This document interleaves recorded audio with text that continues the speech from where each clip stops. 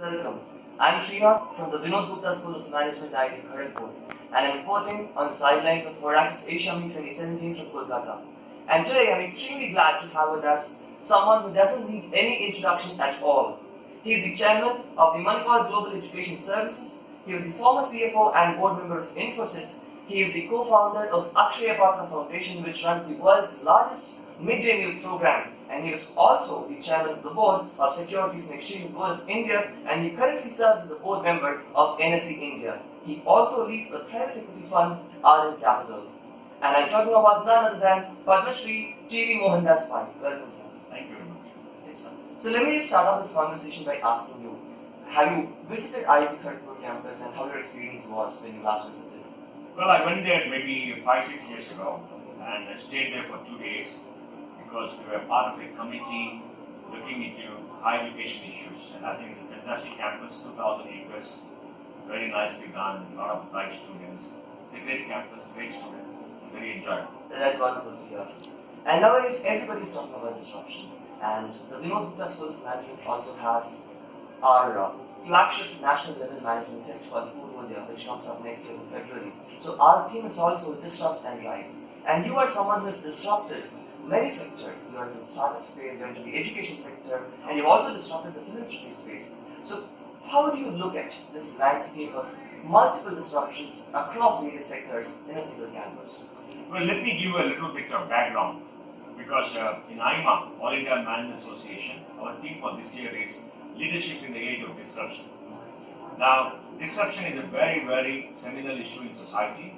By 2030, we're going to see many events play out, and this is going to have a profound influence on the way we live and the way we work.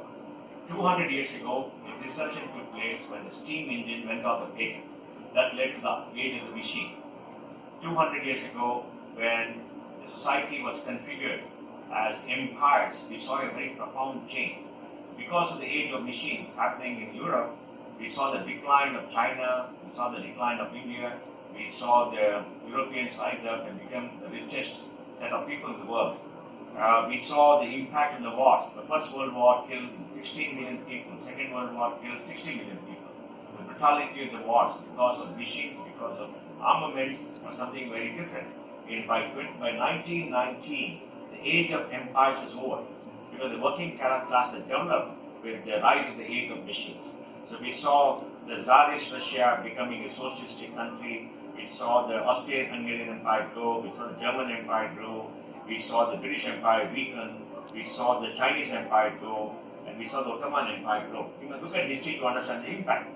So now, and that led to the Second World War II, and that led to the rise of Asia, that led to globalization. And now we are seeing another age of this disruption because of digitization.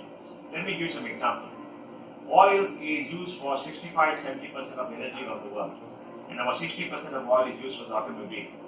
And we are seeing that because of fracking technology, which is very disruptive, the ability of OPEC to have high oil prices has come down. So oil supplies have gone up tremendously. We are seeing because the rise of the electric engine, the electric vehicle, people say by 2030, 70% of all vehicles in the world will be electric vehicles.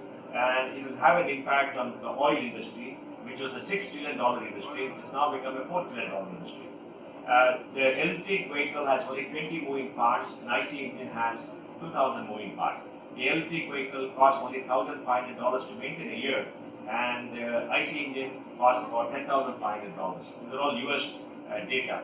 So if 19 million vehicles which are manufactured on the world has 60% of them becoming electric vehicles, you can imagine the disruption that's going to take place on the automobile industry, which employs 1 in 6 people, the oil industry, which is the largest industry in the world, in the next 15 years. So oil demand is going to come down. Alternate energy is another big issue. Just yesterday, 19% of all energy consumed by Europe came from wind energy. There's a Twitter feed for that.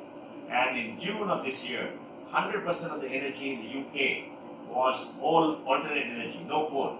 For the first time in 200 years, coal was not burned. So we are seeing the rise of alternate energy. By 2030, 30% of the world's energy will be wind and solar. So imagine a time when you have a solar panel on top of your house, you take the power of the sun, put it into storage and put it in your car and you drive 500 kilometers, you're off the grid. And the car can become a source of power for you in the night. So you have a charging station.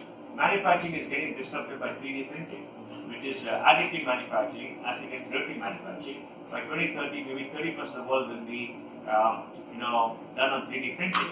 And if you do 3D printing, imagine what happens to industries. You can design a car. You can design a car in your house, get it printed next door in a neighbor's place, 50 microns, 50 microns. So the entire supply chain created in the past of the industrial revolution may change. And the supply chain is a very, very large employer of the world. If you look at life science and medicine, DNA medicine, bespoke medicine, then you've got robotic surgery, you've got cures for cancer, cures to stop aging coming on because of disruption. Look at education. Education 3.0 is coming, and very soon you could have a stage where you could choose the number of subjects that you want, do a course online with many, many universities, get the credits, accumulate the credits, and you will get a degree from a virtual university because that will suit your employees. You're not stuck by any government, you're not stuck by anything else. You can do what you want, and you could have lifelong learning. Financial services. The entire payment system is getting disrupted. Remittances are got disrupted. The loan system is getting disrupted. Investment system is getting disrupted. The ETFs and robotic investment techniques are coming in. It's going to impact everything else. You take the totality of this and the speed at which it's happening, you will find a tremendous change. And this is being driven by the mobile. We have 3.5 billion mobile phones for 7 billion people. And I think by 2025, maybe 6 billion people will have smartphones. There's unlimited data in the cloud. You have fast pace of change, cheap data all over the world, and everybody is connected to the internet, and the whole world is digitizing. And it will have an impact on jobs because once you have robots coming in, you have robotics happening, you have automation happening, jobs are going to go. Let me give an example. There are 3 kinds of jobs. The first job is the job that requires the left brain and the right brain. That is logical thinking and also creative thinking.